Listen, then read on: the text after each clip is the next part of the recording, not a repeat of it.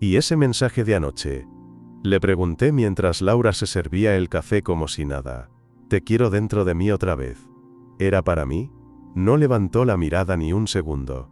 Solo siguió removiendo el azúcar con una calma tan ofensiva que por un instante creí que yo me había vuelto loco. Pero no estaba loco.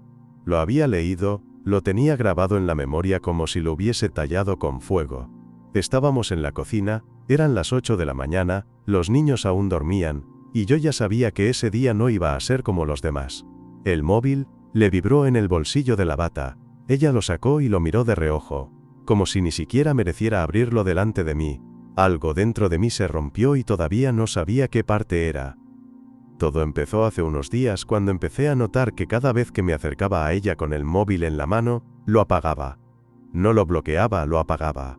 Apagaba el teléfono como si en ese momento el mundo ya no mereciera seguir girando. Y por más que me decía que eran ideas mías, que no tenía motivos para desconfiar, que estábamos bien, que los niños estaban bien, que la casa estaba bien, que todo seguía como siempre, una parte de mí empezó a vigilarla sin que yo lo decidiera conscientemente. Fue como un piloto automático de supervivencia. Observar cada palabra, cada gesto, cada movimiento. No hacía falta que ella dijera nada. La forma en que sonreía al mirar la pantalla, la manera en que se maquillaba solo para bajar al supermercado, el perfume nuevo que estaba en oferta, los paseos a solas porque necesitaba pensar, todo eso era un lenguaje en sí mismo. Uno que no necesitaba traducción.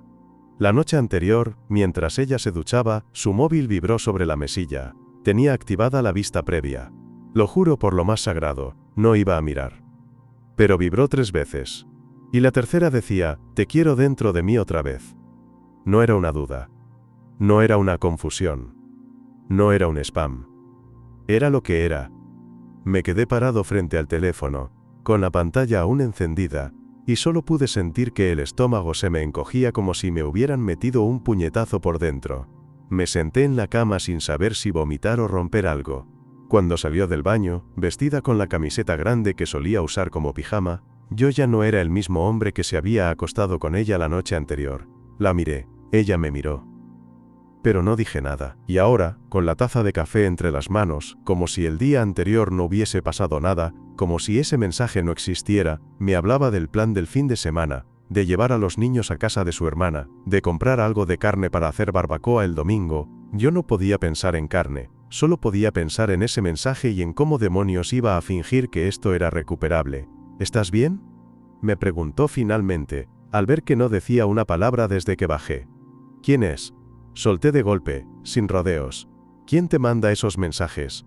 Ella se quedó quieta, no preguntó, ¿qué mensajes? No fingió confusión. Solo apartó la taza de café, suspiró hondo, y me miró como si yo fuera el culpable de algo que todavía no había pasado. No quiero hablar de eso ahora, Javier. No delante de los niños. Y en ese momento supe que todo era verdad. Que no había confusión posible. Que no estaba loco.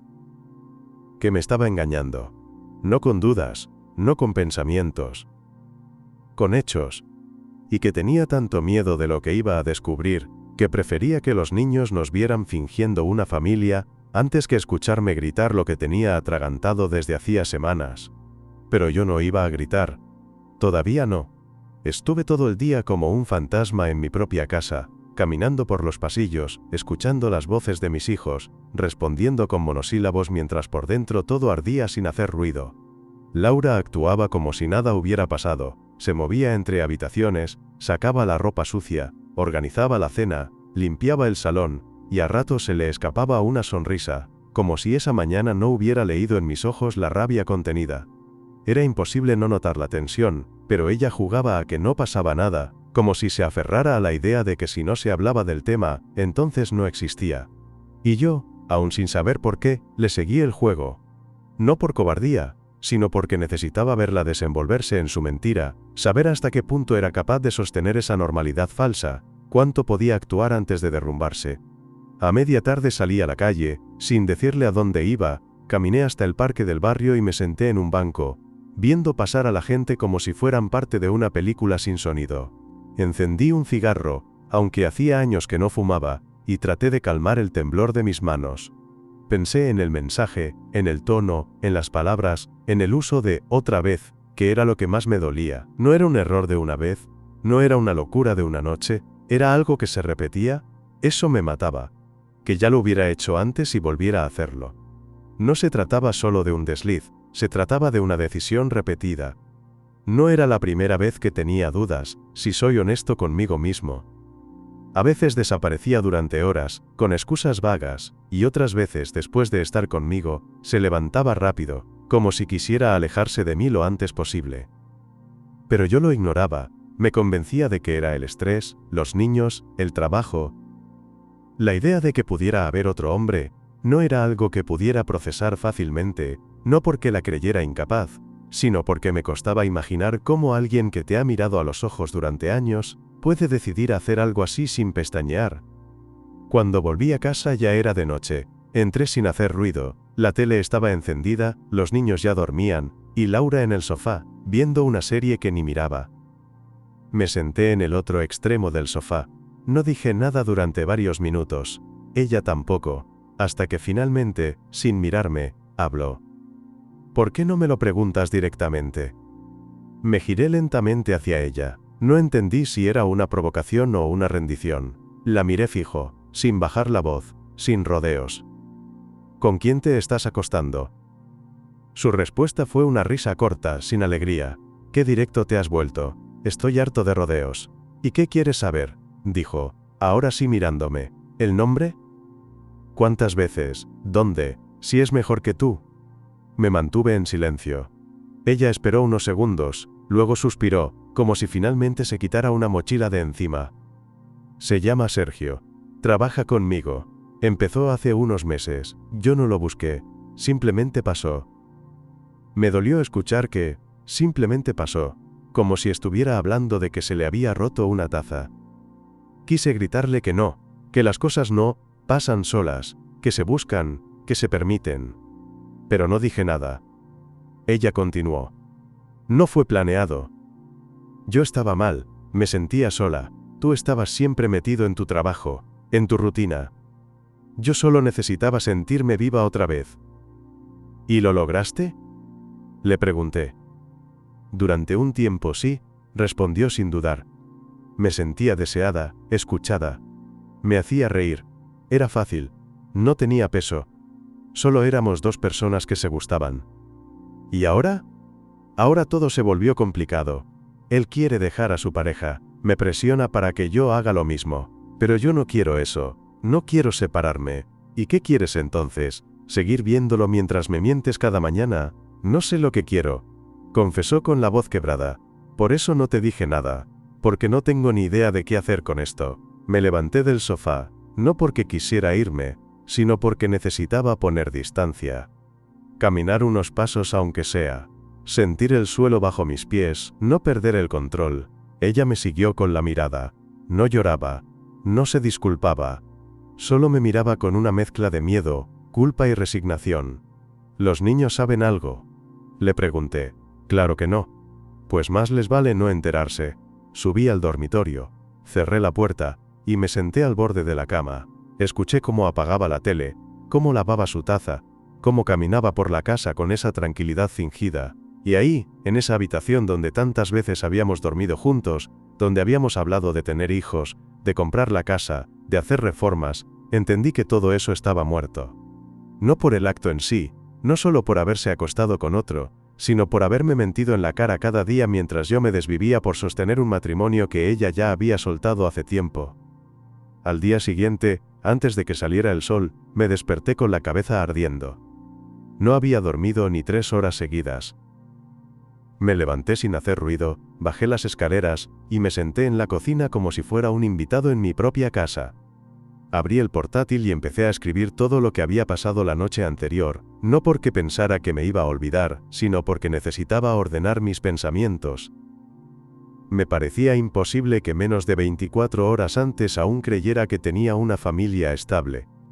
Abrí una carpeta nueva, escribí el nombre de ella y del tipo ese Sergio, y empecé a pensar como si fuera un extraño. Como si estuviera investigando un caso que no me afectara personalmente. ¿Cuándo empezó? ¿Cuántas veces lo había visto? ¿Dónde se veían? ¿Qué pruebas había? Yo no quería dejar lugar a dudas. No iba a tolerar que esto terminara con una conversación ambigua y promesas vacías. Necesitaba hechos. No para convencerme a mí, sino porque sabía que tarde o temprano ella iba a cambiar la historia. Las personas así siempre lo hacen. Lo primero que hice fue recuperar la contraseña de su correo electrónico. No fue difícil. Usaba las mismas combinaciones de siempre. Ahí estaba todo. Correos con excusas de reuniones que no existían, recibos de restaurantes, hasta una reserva de hotel que coincidía con una noche en la que me dijo que estaba con una amiga del trabajo. Tomé capturas, las guardé, las imprimí. Después fui al móvil, estaba en la mesa de noche. Ella seguía dormida, tenía el rostro tranquilo, como si nada le pesara. Eso me enfureció. Me llevé el móvil al baño, lo desbloqueé con su huella mientras aún dormía, y entré a sus mensajes. Tenía archivado un chat con él, escondido. No borrado, solo fuera de vista. Habían hablado esa misma noche. Él le decía que no soportaba que siguiera casada conmigo, que la quería para él, que estaba harto de esconderse. Ella respondía con frases vagas, como si tratara de calmarlo sin comprometerse demasiado. Le dijo que no sabía qué hacer, que todo era complicado. Pero no le dijo que se había confesado conmigo. Eso fue lo que más me impactó. Seguía mintiéndole a él también. Volví a la cocina con el teléfono en la mano. Ya tenía suficiente. La desperté sin cuidado, con una voz seca, sin intención de suavizar nada. «Levántate, tenemos que hablar ahora». Ella abrió los ojos de golpe, desconcertada. «¿Qué pasa? No juegues a que no sabes». Se sentó en la cama, frotándose los ojos. «¿Me estás vigilando? Te estoy enfrentando con la verdad, Laura. Ya sé todo. Correos, reservas, mensajes. Sé que seguiste viéndolo incluso después de que hablamos anoche. Así que quiero que dejes de inventar excusas y me digas qué mierda pensabas hacer con todo esto». Se quedó muda por unos segundos. Después se puso de pie y me miró como si quisiera discutir, pero supo que no tenía por dónde empezar. «No sé qué decirte. Entonces cállate y escucha». Le mostré todo. Las capturas, los mensajes, las fechas. No la dejé hablar. Solo la obligué a mirar. Ella tragaba saliva, cruzaba los brazos, se mordía los labios. Pero no negaba nada. Cuando terminé, respiré hondo y le dije lo que ya tenía decidido. «Quiero que te vayas. Hoy mismo. Llévate tus cosas y quédate donde quieras. Pero fuera de esta casa. No quiero seguir viendo tu cara, ni escuchando tus mentiras. Los niños no saben nada y por ahora no pienso decírselo, pero si se enteran, será por tu culpa, no por la mía». Ella soltó una carcajada sarcástica. «¿Y tú te crees con la autoridad para echarme así? Yo no me creo nada. Estoy diciendo lo que va a pasar. Y si te niegas, entonces me aseguraré de que todo esto llegue a manos de quien sea necesario. Trabajo, amigos, tu familia, tengo todo documentado, tú verás. ¿Vas a usar a los niños para vengarte? No. Pero no pienso criar a mis hijos con alguien que se acuesta con otro, y luego vuelve a casa fingiendo ser una buena madre. Si no te importa el daño que haces, al menos no uses a los críos de escudo». Hubo un silencio largo. Laura se sentó en el borde de la cama, bajó la cabeza, y por primera vez en toda esta historia pareció realmente afectada.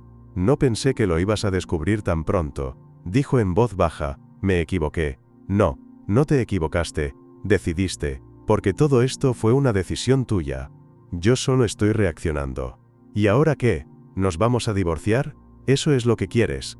«Lo que quiero ya no existe. Así que sí, vamos a divorciarnos. Pero no como tú crees. Esto no va a ser de mutuo acuerdo. No después de todo lo que hiciste». Ella no dijo nada más. Me miró durante un largo rato, como si tratara de encontrar alguna parte de mí que todavía estuviera dispuesta a ceder. Pero no quedaba ninguna. Me giré, bajé a preparar el desayuno para los niños y la dejé ahí, sentada entre las sábanas, sin saber si empacar o llorar. Laura tardó 3 horas en preparar sus cosas. Al principio pensó que yo iba a detenerla, que iba a hablarle de los niños, del pasado, de lo difícil que sería explicarlo todo, pero no lo hice.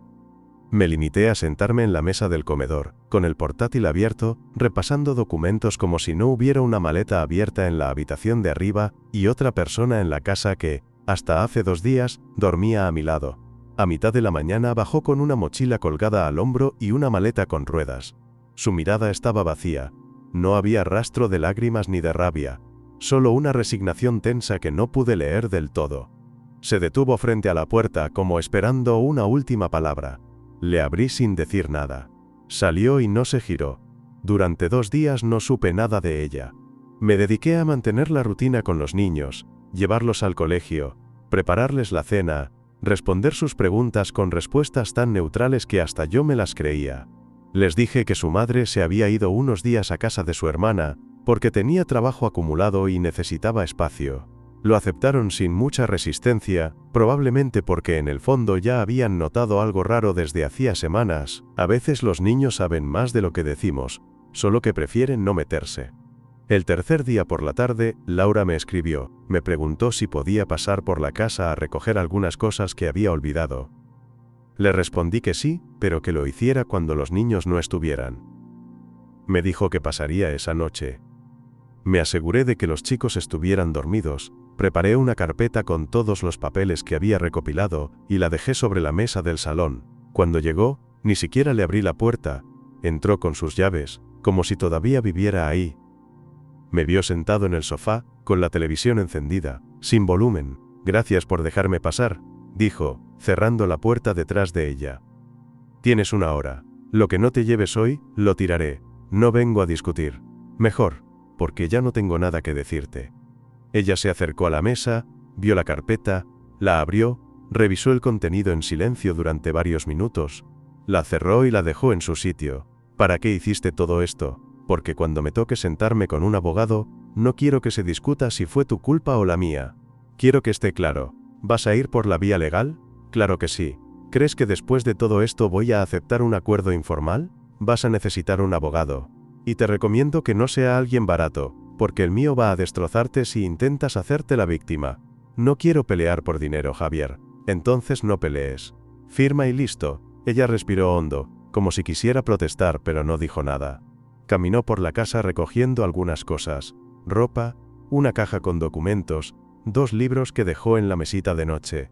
Me sorprendió que no tocara nada de valor, ni los regalos que le hice en aniversarios ni los cuadros de fotos. Parecía no querer llevarse nada que tuviera historia. Cuando terminó, dejó la caja en la entrada y se volvió hacia mí. Necesito hablar contigo de algo. Hazlo corto. Sergio me dejó. No es asunto mío. No lo digo por eso, lo digo porque estoy sola. Y esto se me fue de las manos. Eso pasa cuando juegas con 2 vidas a la vez. No esperes compasión de mí, Laura. Ni disculpas, ni consuelo. Lo que hagas a partir de ahora ya no me afecta. ¿Y los niños? Eso sí es asunto mío. Tendremos que hablar de eso con calma, cuando estemos frente a los abogados. Ella asintió en silencio. Bajó la mirada, como si supiera que no iba a conseguir nada más. Caminó hasta la puerta, abrió, y antes de salir, se volvió una última vez. Nunca pensé que todo terminaría así. Yo tampoco. Pero eso no cambia nada. La puerta se cerró, y esta vez supe que era definitivo. Me quedé de pie en medio del salón, escuchando el eco de sus pasos en la escalera del edificio. No sentí alivio. Tampoco tristeza. Sentí algo mucho más claro. Una determinación que nunca había tenido. Había sido paciente, había sido justo, había sido comprensivo hasta el último segundo. Pero ahora todo eso se acabó. Ya no era el marido traicionado, ni el padre conciliador.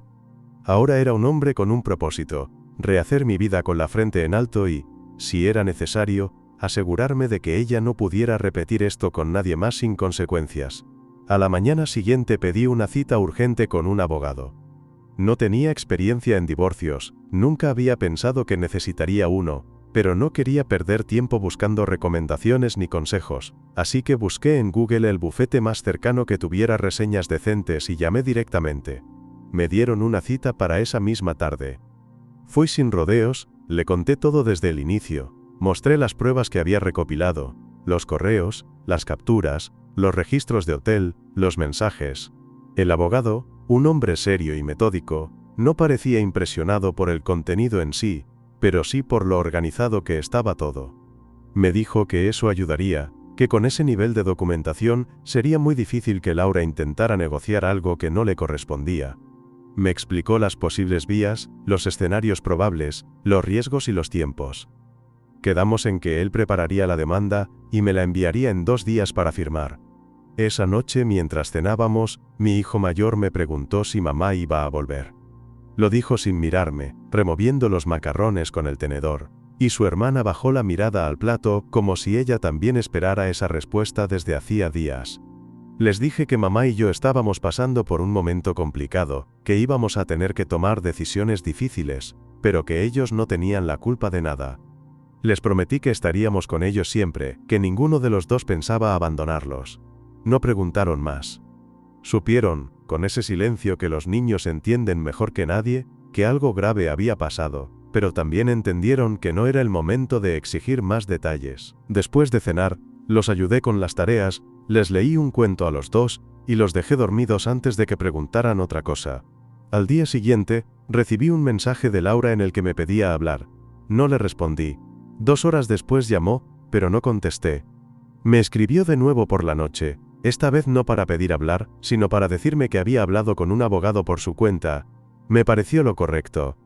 Le dije que el mío ya estaba preparando la documentación, y que se la haría llegar apenas estuviera lista. Me respondió con un simple «ok». Ese fue el primer intercambio entre nosotros sin ninguna carga emocional, sin una intención oculta, sin tono. Solo un trámite. Cuando los documentos estuvieron listos, el abogado me envió el borrador. Revisé todo con calma. La custodia compartida, el uso de la vivienda familiar, la división de bienes, la pensión alimenticia, nada fuera de lo común. Lo que me sorprendió fue lo que me propuso incluir. Una cláusula donde constara que durante el matrimonio había habido una infidelidad comprobada, y que, por mutuo acuerdo, eso no sería utilizado para obtener beneficios económicos. Al principio dudé. No por miedo a que ella usara eso a su favor, sino porque no sabía si quería dejar por escrito algo que me dolía tanto. Pero lo entendí. Esa cláusula me protegía de cualquier intento posterior de cambiar las condiciones del acuerdo usando la reputación como excusa. Firmé. El abogado se encargó de enviarle la copia a ella. 2 días después, me llamó desde otro número. Atendí por instinto, sin pensar. Estaba tranquila, con la voz más suave de lo habitual. Leí todo, me dijo. Lo voy a firmar. Pero necesito hablar contigo antes de entregarlo. Si es sobre los niños, podemos hablar. No, es sobre nosotros. Quiero cerrar esto bien. Ya está cerrado, Laura. No lo está, no así. Acepté verla en una cafetería del centro, a media tarde cuando los niños estaban en clase y el local no estaría lleno. Llegó 10 minutos tarde, como siempre. Llevaba ropa informal, sin maquillaje, sin adornos. Se sentó frente a mí, sin decir nada al principio. Pedimos café. Solo cuando las tazas estuvieron sobre la mesa, empezó a hablar. No sé en qué momento me desconecté de todo. No sé cuándo dejé de ser parte de esta familia como antes. No fue de un día para otro, pero tampoco puedo decir que fue culpa tuya. Yo me fui alejando. No hace falta que justifiques nada.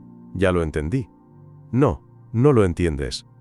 Porque si lo entendieras, no estaríamos aquí, en silencio, actuando como si todo fuera una operación matemática. Te fallé. Y no lo digo para que me perdones, porque sé que no vas a hacerlo, y no sé si yo lo haría en tu lugar. Pero quiero que sepas que no me enamoré de él. No era amor. Era otra cosa. Era una forma de escapar de mí misma. Y de paso destruiste lo que tenías. Sí. Y sé que no tengo cómo repararlo. No quiero volver contigo. No estoy pidiendo eso. Solo quiero que lo sepas. Que esto no fue un capricho, pero tampoco fue algo que pudiera sostener. Era un error desde el principio, y aún así lo hice. Entonces ya está. Ya no hace falta seguir hablando. ¿Crees que algún día vamos a poder hablar sin odio? Yo no te odio, Laura. No tengo energía para eso. Pero tampoco me importa lo que sientas ahora. Solo quiero pasar página. Y si te digo que quiero cambiar, que no quiero arrastrar esto conmigo, hazlo. Cambia. Pero sin mí. Pagamos el café sin más palabras. Nos levantamos, ella me dio la mano como si firmáramos un contrato invisible, y se fue sin mirar atrás. 2 semanas después recibí la notificación del juzgado.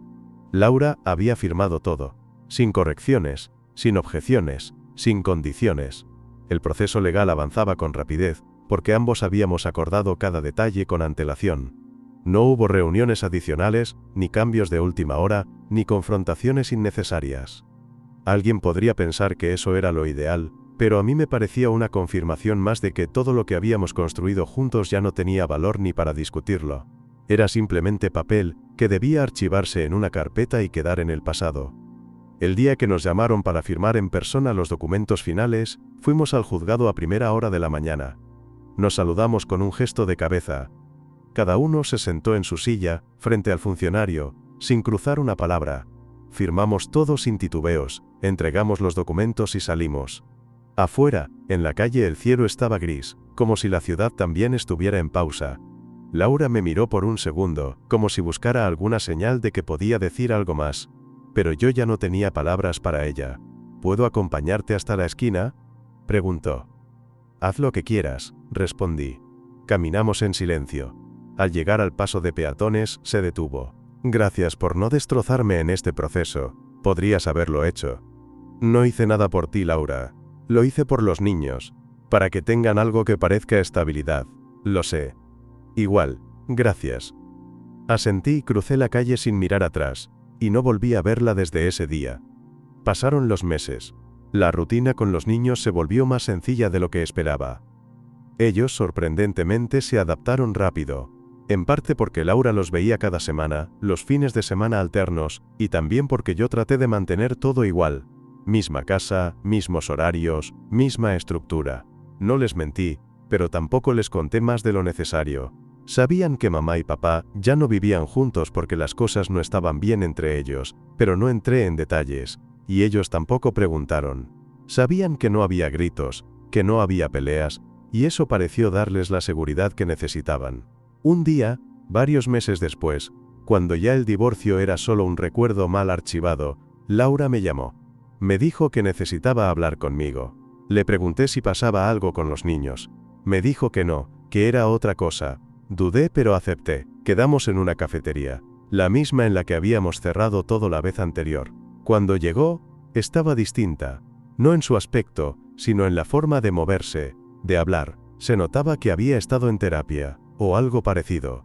No quiero volver contigo, me dijo apenas nos sentamos. No pienses que vine por eso. Lo que quiero es cerrar algo que siento que dejé abierto. ¿Qué más necesitas cerrar? Una última conversación sincera, sin reproches. Solo hablar como dos adultos que compartieron media vida y tienen hijos juntos. Nada más. Me apoyé en la mesa, la miré y esperé que hablara. Durante mucho tiempo sentí que estaba atrapada, pero nunca te lo dije. Y no porque tú fueras un mal hombre, ni un mal padre. Fuiste todo lo contrario. Pero yo no estaba bien conmigo misma. Me sentía vacía. Me costaba entender por qué. Tenía todo lo que se supone que debía hacerme feliz. Pero no lo estaba. Y en vez de hablarlo contigo, me guardé todo, me aislé, hasta que busqué una salida fácil. Lo hice mal. Muy mal. Lo sé, pero no quiero arrastrar esa culpa para siempre. Y no quiero que tú te quedes con la idea de que todo fue tu culpa. Porque no lo fue. Nunca pensé que fuera culpa mía. No después de todo lo que vi. Lo sé, pero quería decírtelo igual, porque sé que te fallé de una forma que no se puede reparar, pero también sé que, a pesar de eso, nunca me expusiste frente a los niños, nunca me humillaste, nunca me hiciste sentir miedo. Y eso no es común. Por eso, más allá de lo que pasó, quiero que sepas que te respeto. Y que te agradezco no haberme hecho daño cuando más vulnerable estaba. Me quedé en silencio. No sabía qué decirle. Había pasado tanto tiempo reprimiendo la rabia, el dolor, la decepción, que no quedaba espacio para una respuesta emocional. Solo podía aceptar sus palabras como quien escucha una noticia ya sabida, una historia que ya no duele porque está demasiado lejos. ¿Está bien?, le dije. Si eso te ayuda a seguir adelante, me alegra que lo hayas dicho. Yo ya cerré todo esto hace rato. ¿Estás con alguien? No. ¿Por elección? Por prioridades. Ahora mismo, mis hijos son lo único que importa. Ella asintió. Me alegra que estén contigo. Yo. Todavía estoy aprendiendo a vivir sola. No me quejo.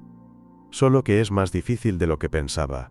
Todos pagamos el precio de nuestras decisiones. Yo también lo pago. Cada día. Nos despedimos con un apretón de manos, sincero. Serio. Definitivo. Esa noche, al llegar a casa, Mis hijos me estaban esperando con una película preparada y un bol grande de palomitas. Me senté entre los dos, apagamos las luces, y por primera vez en muchos meses, sentí algo que se parecía mucho a la paz. No a la felicidad. No a la euforia. Solo una calma silenciosa. Lo suficiente para seguir adelante.